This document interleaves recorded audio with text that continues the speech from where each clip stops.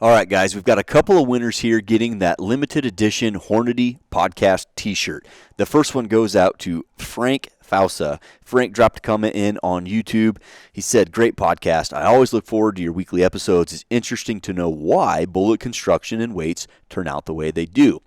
He goes on to say, "Some of my friends call me Frank the Fudd, as a lot of my rifles tend to be old, common calibers." That was obviously pretty funny. He goes on to write that the 7 PRC is calling his name and the 338 ARC is blowing its siren call to him for Indiana whitetails. The 25-06 is one of his go-tos, as is a 250 Ackley improved. Can't get any cooler than that, so Frank will reach out to you, get you a t-shirt. Next up, this one goes to Nicholas Brown. His comment on YouTube had me not just chuckling, but blushing as well. He says, approximately 9 months ago, Seth unveiled the handlebar mustache, a look that many great people are now referring to as the Seth. Well, I appreciate the comment, obviously embellishing that a little bit. He goes on to write that he thinks that a patriot such as myself with a mustache like this was a sign that Hornady's new products for 2025 was going to be great, and sure enough, we came out with the 338 ARC, which is a much needed improvement over the 300 Blackout. He ends it saying, "Let's get some Hornady brass stamped with a handlebar mustache in honor of Seth." Well, Nicholas, I appreciate the colorful and comical comments. We'll get in touch with you, get you out a t-shirt. Guys, moving forward, we're going to go to the first podcast of every month to select our t-shirt winners. So be sure to tune in to the first podcast every month to find out how you can win. We appreciate you guys interacting with us. Now, enjoy the show. I'm Joyce Hornady. You might say accuracy is my business. I make bullets. You are listening to the Hornady Podcast. Thanks for joining us and enjoy the show. Hello, everybody. Thank you for tuning in to another episode of the Hornady Podcast. I'm your host, Seth Swarzik, and today I've got right here on the show Miles Neville. Miles, thanks for coming on the podcast. Absolutely. Yes, we're excited to have you on another Hornady rifle builds, and I'm going to go out on a limb. I'm going to say it right now. There is no other Hornady rifle builds podcast that's going to be as unique as this one right here. Yeah. Now, all of the Hornady rifle builds are unique because that's why they're builds. They're unique to the individual. But a lot of that stuff is Legos, right? You know, you buy a Lego kit and then you build the Legos, and I'm going to use Legos from this kit with this kit, and I'll build these Legos. You do that. That's great, and it's fun. And I'm not taking anything away from that because that's what I do. However, this build right here is going to be more in-depth, more individual, more custom than any build we've ever featured. So, listener, you're going to want to stick around to the end to see this 6.5 Creedmoor, and really, it's like a long-range, modern, old-school American Scandinavian fusion. Yeah. Yeah, it is the literal definition of dichotomy. It's straight up weird is what it is when you look at it, but it is so awesome. Viewers will appreciate this. Listeners, you need to just jump on YouTube. Even if you don't watch the episode, you need to get eyes on this thing. So before we jump into all of this, hit us with what the rifle's for, what it's chambered in, and why you built it. Yeah, so it's for the NRL National Rifle League. So is that National Rifle League? Yeah. NRL Hunter series.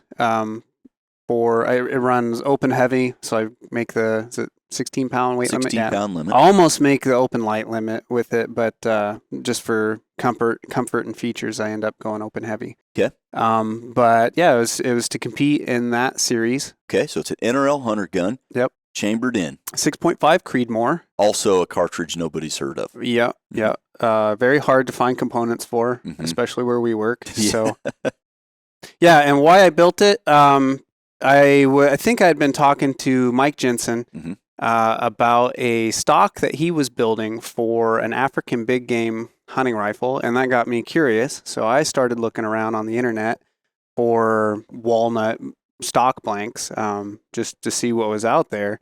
And then I found one, and I was like, well, I've never done this before, but I've seen it done. How hard could it be, you know?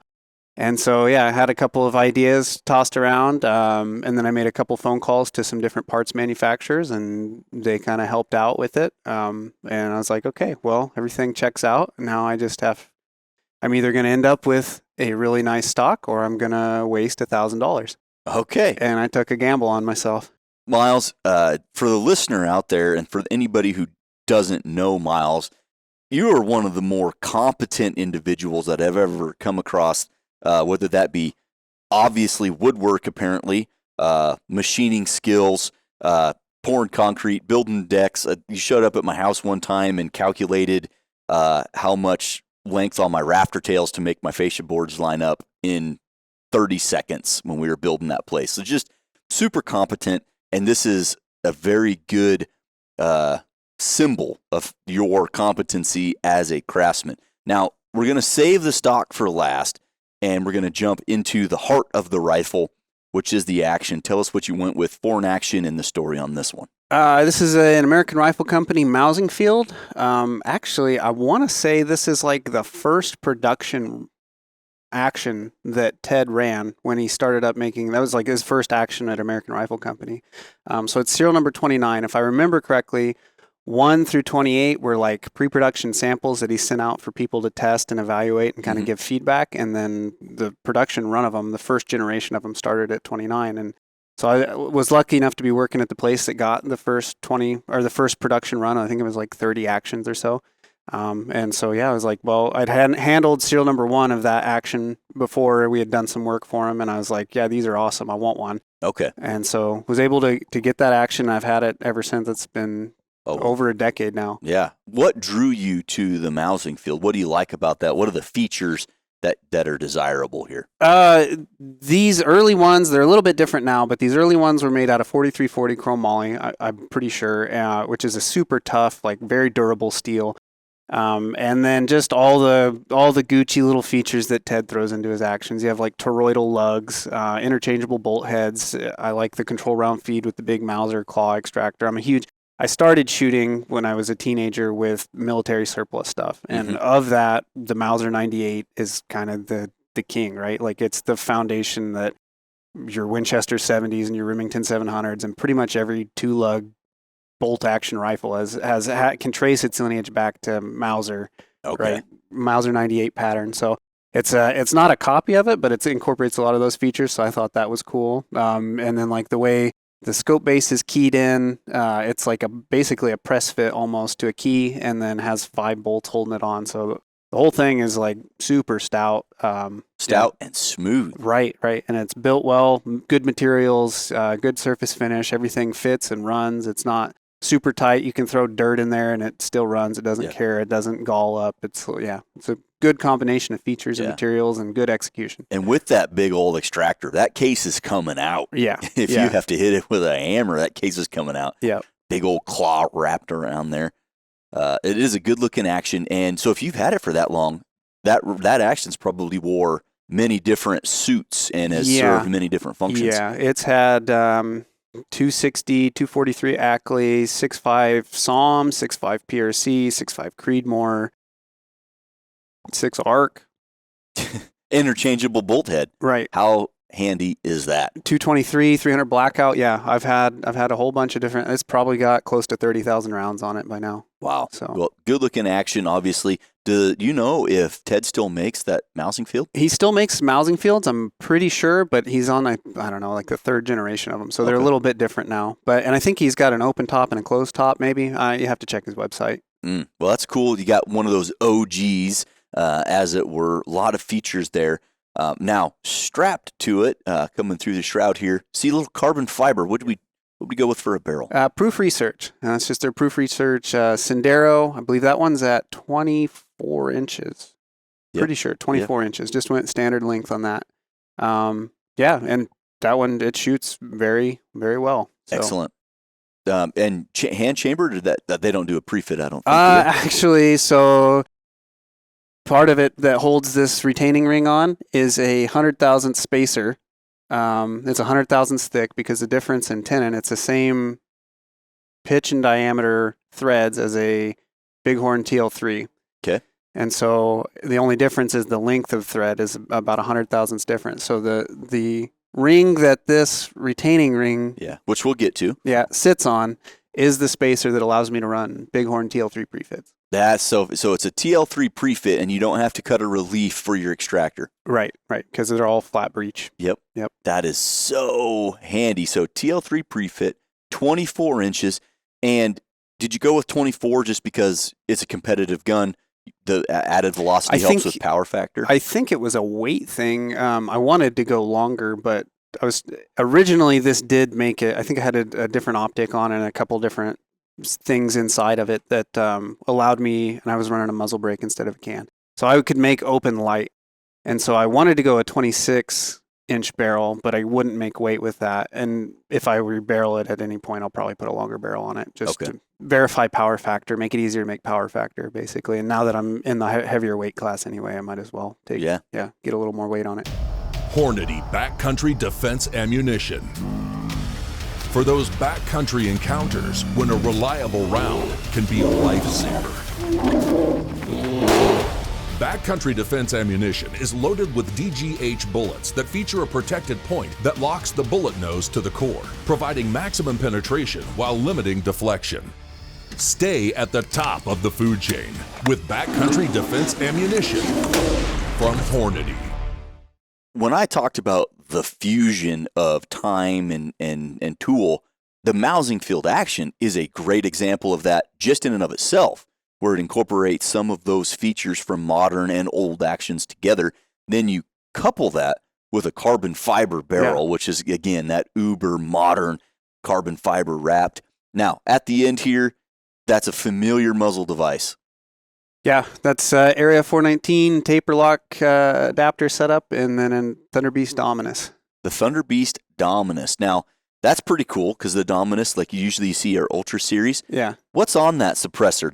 That's custom right there. That's a little leather suppressor cover I made, and we'll see how long that lasts. I made another one, and I tried it on an AR, and leather is not cut out for rapid fire. Yeah. So we'll see how long this one lasts. But it looks cool for now. It does definitely look cool. And again, another testament to your competency as a craftsman. Not only can you do all this machine work, you can also work with leather. Yeah. And it does look cool. I do have a question on the Dominus. Like I said, the Thunder Beast, and then there's a ton of others. The Silencer Central, the Dead Airs. There's a lot of suppressors that we use here in the shop. Why'd you go with the Dominus over something like an Ultra 5 or an Ultra 7? Because you wanted one? Or? Yeah, I don't remember exactly how I came upon the Dominus. I won a certificate at a match was how that, and I think the Dominus was the newest offering. I was like, well, that's cool.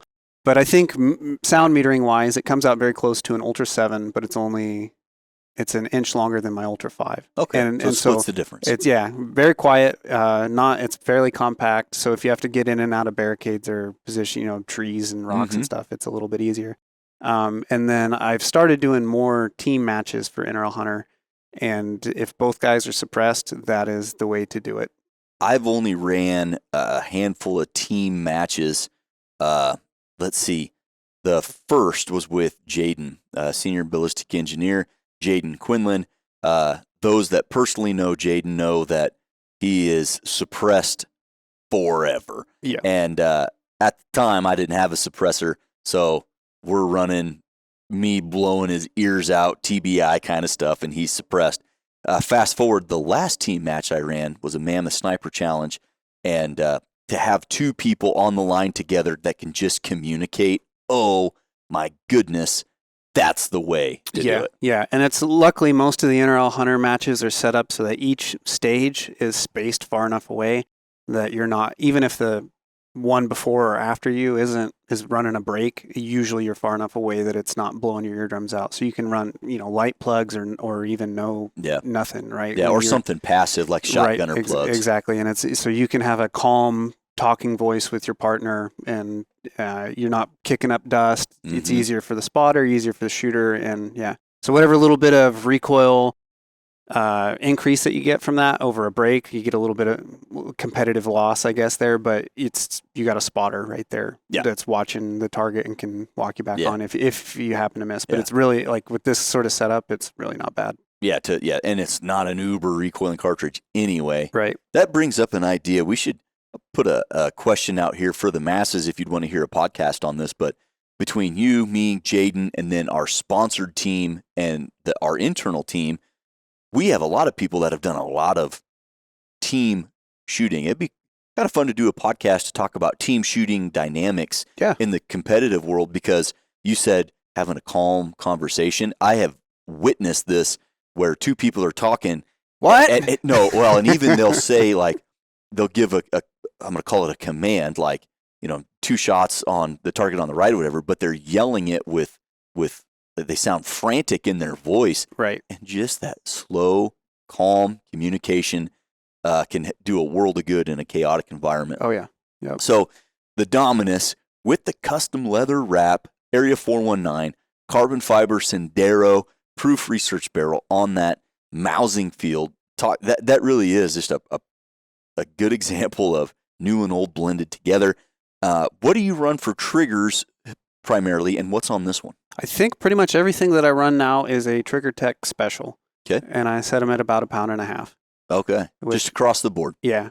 And Preston hates it. It's way too much weight for Preston. But he'll get over it. No, yeah, it works for me. I like having a little bit more weight. 1.5 pounds, 2 pounds, somewhere in there is plenty. Yep.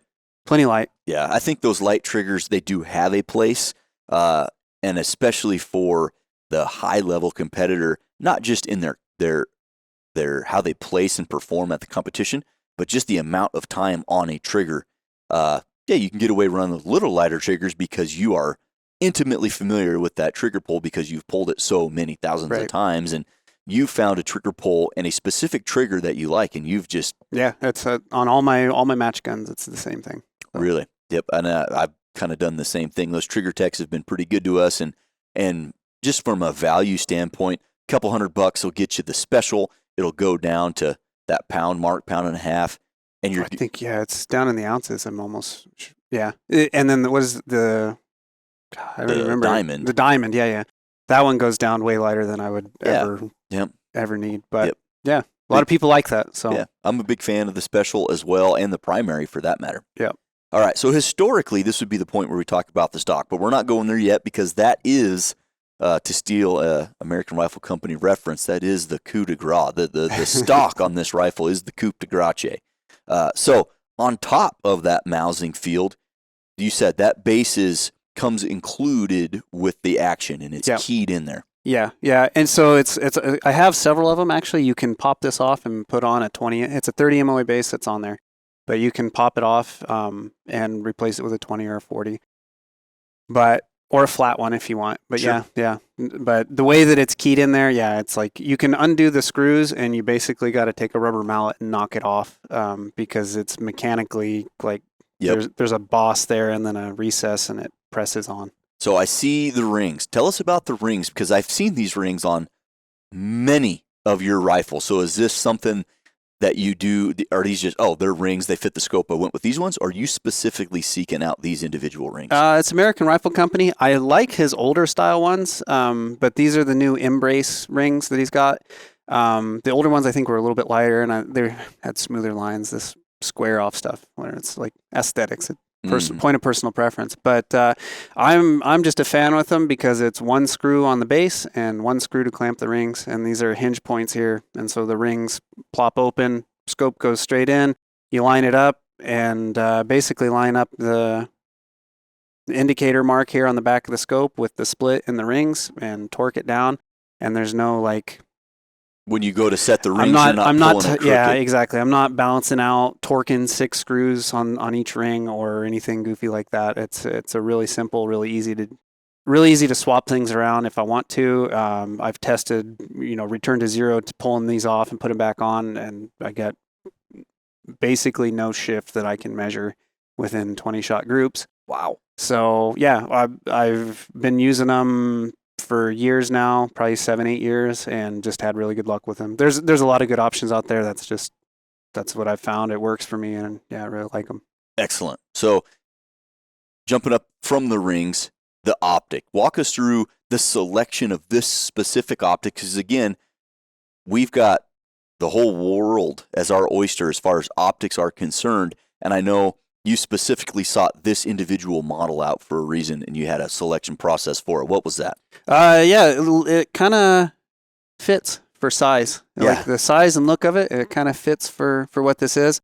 That was honestly a lot of it, but the Night Force F1 Attacker 4-16 here. 42. 42, Yep. yeah. I never really run my PRS or NRL optics over 15 power. Yep. And so most of the time I live 10 to 13. So I was like, well, why pay more for the extra zoom? On my PRS rifle, what I found out with this, basically I started with this, I was going to use it on PRS. The reticle line is actually a little bit thicker on this as an angular measurement than it is on the 4-20 and the 7-35. Which isn't the end of the world. I still, like, the first match that I used this, I got 6th place. Yeah, that's Got a nice pretty not top bad. 10, Jeez. top 10 finish, up in South Dakota. So I can't really complain, but I can. But yeah, the reticle lines are just a little bit thick for PRS. And so for the PRS rifle, I got a 4-20. And then these scopes are just hammers. Like, they're incredibly tough, incredibly reliable. And the optics, the glass in it for my eye works really, really well. And so, yeah, I swapped it over onto this rifle, and I think for the target size that you're usually presented with NRL Hunter, it's fine. The reticle thickness wasn't as much of a deal, whereas with PRS, you get some very, very small targets. So, yeah, but yeah, it just fits well. It's like it's the right zoom rate, it's the right size. I didn't need to put it way up high over the bore. Yep. I thought about doing an adjustable cheek piece with this, but I set this up for like a medium ring height for where my cheek sits and just kind of built it in. So that kind of limits my objective. The high-speed 3-in-1 power case trimmer keeps up with your need for speed. Trimming, chamfering, and deburring 25 cases a minute. Built to handle a rush without compromising on precision. The ultimate tool for high-volume loaders. Set trim length quickly with macro adjustments and fine-tune with the Click Adjust micro dial. The high-speed 3-in-1 power case trimmer from Hornady. Aesthetically, it does. It fits the part here. So now we're getting to the part everybody wants to know. You have a beautiful block of walnut here. Right. Walk us through. One, I remember when you got this, you said you were going to do that. And I was like, Miles, I could do a glue up on some 2x6s from Menards, and you could practice before you just carve into $1,000 block of walnut. Because you'd never done woodworking before. I've done some, but Okay. nothing. Not like fine detail woodworking. Nothing to this extent, no. All right, so walk us through the thought But I've process. done a lot of machining. Yeah. And it's like, you know. It's just not metal. It's wood. It's Yeah. fine. Walk us through the entire build. What your design thought was the cool part, like your bottom metal. That's going to be a big question. Right. Your shroud retainer, this clamp up front, butt stock. There's so much of this thing that is just so cool in the blend of old and new. Right. Tell us about this stock. Okay, yeah. So it was just a big chunk of wood, and I'll find pictures. I'll send them to Preston. Maybe he can flash a picture up on here. What it was before. But yeah, one of the prerequisites before I even bought it and started it was I got a hold of American Rifle Company. I was like, hey guys, I use your chassis, the Xylo chassis, and I really like the magazine retention on the bottom metal. Basically, this hinge. It's got a little nubbin on it that pushes the magazine forward. So when that locks in, there's like almost no front to back play. Yep. And so I was like, okay, well that's cool. And then I thought if I can just make a rectangular mini chassis, that reduces my headache in fitting an inlet, right? Doing a proper action inlet on a round bottom action. With the tools I have available, manual is all manual machines, right? Or hand tools. Yeah, not like CNC, hit the G code, put the screen button. Right. Yeah, throw it into Mastercam and let it eat. I didn't have that available. I talked to our machinist.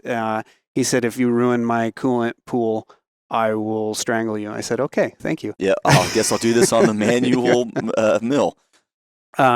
So that was kind of the original thought, was if I can make a mini chassis that's just, I cut a big rectangular hole in the stock, I glue in the mini chassis, that cuts a whole bunch of bottom metal fitting and a whole bunch of other stuff out of the way for me. So you bought a Xylo chassis. Well, luckily they had a prototype that was basically just sitting around taking up space for them. So I asked them, do you have any seconds that I can buy, any prototypes, whatever, blah, blah, blah. They had a prototype because I explained what I was going to do. And so, yeah, was able to acquire that. And then, chop. Just cut it out. Chop the front, chop the back, and then whittled away on the outside of it until it was a shape that would fit into, inside the, the footprint of the action in the stock. Okay. And yeah. You got your block of wood in the mail. You got your would come to be a mini chassis. How did you pick the shape to go with the barrel shroud? So that was like aesthetics. I like there's an old English sniper rifle, the number 4 Mark 1T. That's got a handguard. The number 5 Mark 1 jungle carbine kind of has a similar look to it, a little different but similar. But I like the look of handguards. A short stock, short forend with a hand, not a full, like the old Lee Enfields where it's wood all the way in, or the what are they, Mannlicher style where it runs all the way. And not so much a fan of that, but like this, I think it looks sharp. The other one is a CG63, which is a Swedish like target rifle. They basically took their 1896 Mausers and rebuilt them into heavy barrel target rifles. And the stock layout is pretty similar to this. If you can Google image search that. So I thought that was kind of the direction I wanted to go. And then kind of also speaking to my inability to do a precise inlet. I know now more than I did at the time, but because like you can see the action inlet, I got pretty tight. Yeah, you did. All the lines are pretty, and that was all basically with files and chisels and like by hand. Yeah, exactly. I didn't want to do that for the whole barrel channel. So putting a handguard on it, while it looks very sharp on the outside, on the inside. Yeah, you could just take a inch ball end and cut a ton of clearance in it, and it doesn't really matter how it looks in there because nobody's ever going to see it. Yep. So that was kind of the decision process, that it kind of hides things. I like the way it looks, and then I can kind of model it after some stuff that. So you get your big block and you just chalked out roughly the shape you wanted. Took a Sharpie on the outside, kind of measured out length of pole, what I thought length of pole ought to be, where the trigger was going to hang, where the grip ought to sit. I got kind of shorter hands than a lot of people, kind of shorter stature than a lot of people as well. So length of poles, I think right at 13 inches, maybe 12 3/4, 13 inches. And then the main thing that really bothers me with a lot of plug and play, stocks and chassis and stuff, is the length of where the trigger sits to where my hand sits. Mm-hmm. I usually have to end up stretching to get, the back of the trigger guard to where the front of the grip, that space is always a little bit long for me. So I was like, well, doing it this way allows me to put it wherever it needs to be, basically. Right. So did a rough outline on the side of it, but then put it in the mill and basically just decked the whole top surface, this whole flat top surface here.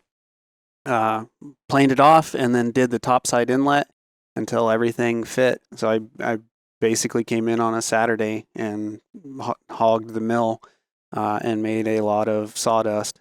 Yeah, expensive, good smelling sawdust. Yeah. And then got the top end to fit. And then had to go in on the bottom side, cut it open, and then ended up having to do a lot of hand fitting to get the bottom side of that bottom metal to show up nicely and have kind of a clean presentation there. Well, it looks really, really good. And what'd you glue that chassis in with? JB Weld. Classic. Yeah. I mean, we've used a lot of that. I've betted if I'm going to bet a recoil lug, right. I used to use DevCon, and then I ran out, and then I switched to JB Weld for doing full bed. I know if Preston's done full bed jobs with it. I have not. I've done tang and recoil lug, and it's always worked good for me. So yeah, it's held up so far.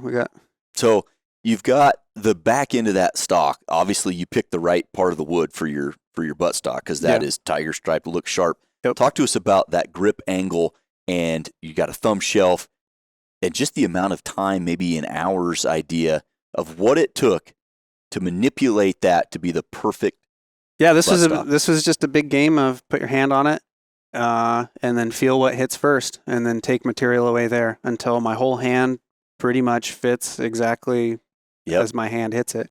So this grip ends up being quite a bit wider than most, but and this is all done with hand files and chisels. Yeah. So I was scared enough with this that basically, other than very square things, right? Like you can see these were just done with end mills. A lot of this was done with end mills, but the bolt cutout, that was all done with a file. Everything that touches here, like where shapes come together, all the shaping of it was done with rasps and files and chisels. Wow. Because I didn't want to hit it with a belt sander basically and then eat away too much, because there is, like a composite stock, you can fill it in with epoxy, with resin or something, and sand over it and then paint over it when you're done. Well, painting over this would be a giant waste of time, right? So knowing that you don't really get a chance to screw it up too bad without, to still be able to save it. It went really, really slow. So I think all told, it was about a year that I was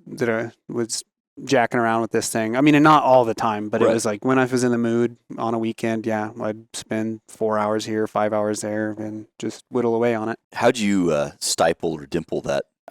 That was a Dremel with a little baby, the little ball. Wow. Whatever the hell they call that. That is incredible, because that's intricate work. Looks really, really nice. Yeah, that took longer than I thought it would. I was like, we'll just knock that out in an hour or two, and then 2 days later here. Moving up front, you put some little finger grooves in here. Now that is a classic throwback look. That's got like a World War II appearance. Yeah, 3/4 inch ball mill. Give you somewhere to grab onto up there. All right, now walk us through so you've got the barrel shroud. Yeah. You've got a clamp up front and a ring in the back to capture it. So what are these? This is off of a 1903. Well, actually, both of them. So the front band and the rear retaining ring here are both off of a 1903 Springfield. Yep.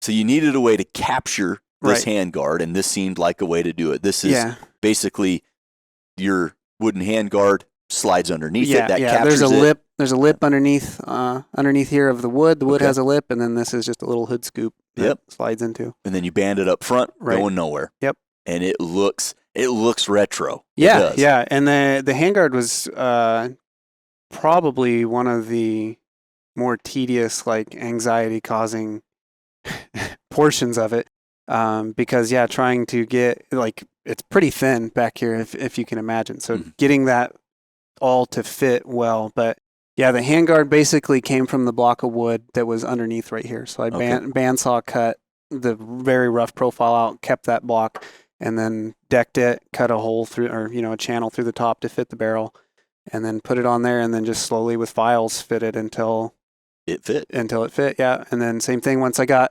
the rear part fitting, carved in for the band up front, banded it together, and then it's just a matter of shaping everything.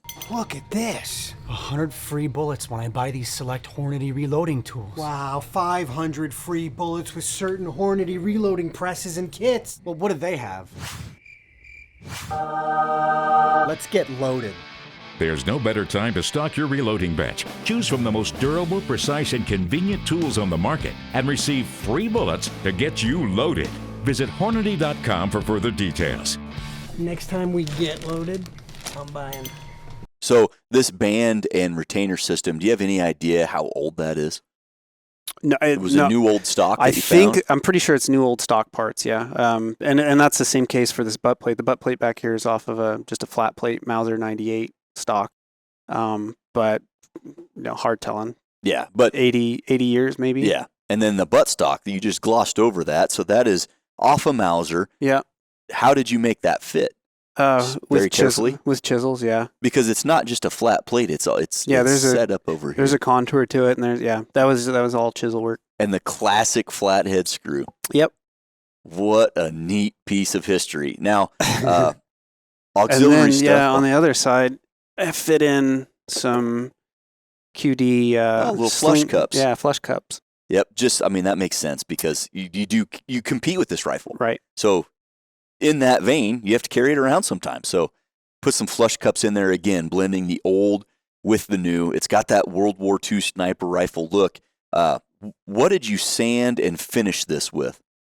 You sand it down to 220, or did you go like 320? 600? I think I went down to 320. Okay. And then it's finished with tongue oil. Just tongue oil. Okay. Yep. Why not a stain and something cool? Just classic tongue oil. Tongue oil, I can beat it up and then oil it again. And Oh, so it's been beat up, and I can just refinish exactly. it. Yeah. Simple. And it keeps it easy, and it just has that cool look. Now, some auxiliary stuff, bipod and magazine. What are we running? I got a sling swivel up front. I also have a flat cut in there with some T-nuts. I have a little 2-inch section Area 419 Arca. Yeah, Arca lock that. So depending on if I want to run it's a weight thing basically. I usually run the Sky Pod up front. I was trying to save weight to get this to match the PRS. Oh yeah. Sportsman's rifle, and I don't think I can quite make it there. So you got the Harris 69. I have a Harris on there for right now. It's a little bit lighter than the MDT, but I'll probably end up putting the Sky Pod back on there. And then magazine. That's anything. Yeah, this is an American Rifle Company one. Most of the time I end up running the MDT 12 rounders. okay. Yeah, pays to have more rounds on tap. Yep. All right. That's a cool rifle. The stock is amazing. Hundreds of hours and a year in hand fitting this thing. Such a cool rifle. Now, how does it perform? What do you shoot out of here, and how's it perform for you? Most of the time, factory 147s are this barrel for whatever reason. Yeah, really, I can't screw up 147s with this barrel. So easy. So you shoot factory ammo for NRL Hunter. Yeah, running factory 147s, makes power factor, no problem. They shoot really well. So this barrel is getting towards the end of its life, just from a round count perspective. So yeah, may look into something a little cool coming up in the future, but we'll see. I could fit 6.5 PRC if I wanted to, or maybe try 25 caliber flavor. Yeah, buddy. We'll see. But I love it. So you say it shoots factory ammo. From the statistically significant guy, how well does it shoot factory ammo? Better than a minute. Whoa. Yeah.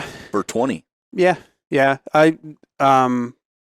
The carbon fiber barrels, 6-arc is the only thing I've seen where you can string 20 of them at the same time. Right. But if I do 2 10s out of this, it's MOA, or give or take a little bit. Yeah. Yeah. So, plenty good enough to hit. Yeah, the NRL Hunter. NRL Hunter targets, which usually are a little bit more forgiving at the trade-off of you have to find and range them, and you have a whole bunch of other stuff going on. So when you're at a match and you pull this thing out of the scabbard, is there just a rush of people just looking at you like, what the heck is that? This podcast happens 4 or 5 times. Yeah. Yeah, every weekend, basically. Oh, man. Well, it's so cool that it's actually useful. Yeah. This isn't just, wow, look what I made, and every once in a while I take it to the range. You're in and out of barricades, up and down, in the rain. You're competing with this thing. Yeah. Once I figured if I can make it, I can make it again. So might as well go get some use out of it. Yep. Well, it's definitely cool, and I can see some of the been there, done that you just rub some more tongue oil on, and that adds to it in my estimation. Like I said, it's the blend of modern technology and kind of an old school cool, if you will. Like it kind of has that World War II sniper rifle look from various parts of Europe and America, and it just looks so cool. But it doesn't just look cool; it performs. Yeah, it shoots well. You're competing at a high level in all of your shooting sports, and it's got to be satisfying to finish an NRL Hunter match on the podium, knowing you carved that stock out of a block of walnut. Yeah. No, that's pretty cool. And the way that you integrated that Xylo chassis, mini chassis, right, as it were, with some good old JB weld with the 1903 Springfield Handguard retaining system, it's just cool. I can't get over the nostalgic look, but the high speed, modern performance of it all. Yeah, it's a good chunk of wood.